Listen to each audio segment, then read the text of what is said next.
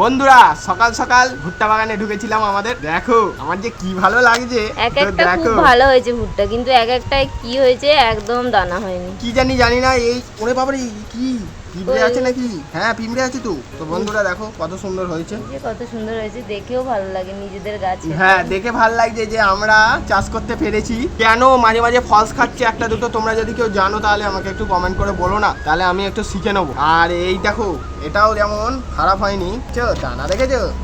হ্যাঁ আমাদের সকালে একটা টিফিন হবে।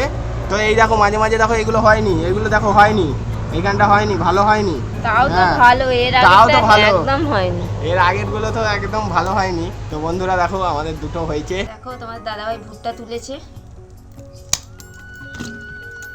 কি সুন্দর। কি আজকে এইখানে উনুনে করবে? না গ্যাসে ইয়েতে করবে। হ্যাঁ ইন্ডাকশনে করবে। এই তো তুমি আজকে শাড়ি পরেছো, সবাই বলছে শাড়ি পরে না, যেটা ভালো লাগে বললাম ভালো লাগলো। হ্যাঁ ওর যখন ইচ্ছা হয় তখন পরে। তো এবার আমি ভুট্টাটা খাবো, তাই সিদ্ধ বসিয়ে দিই, তারপর কাজ শুরু করে দেবো। নুন দেবে না? নুন দেবো তো। আমরা না ভুট্টা সেদ্ধ করতে খুব ভালোবাসি পোড়ার থেকে।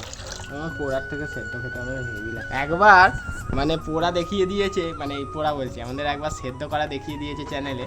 সেই পর থেকে মুখে স্বাদ উঠে গেছে, যে মনে হয় জানে না স্বাদটা মানে একদম মানে সত্যি পোড়ার আলাদা স্বাদ আর সেদ্ধর আলাদা। যে যারা সেদ্ধ খাওনি তারা খেয়ে দেখবে, নুন ফুন দিয়ে ওর মধ্যে লেবু টেবু দিলে মানে এত টেস্ট বলবার নাই। বন্ধুরা দেখো ভুট্টা হয়ে গেছে, গরমা গরম ভুট্টা সেদ্ধ। না এই দেখো খাবে বলে চলে এলো।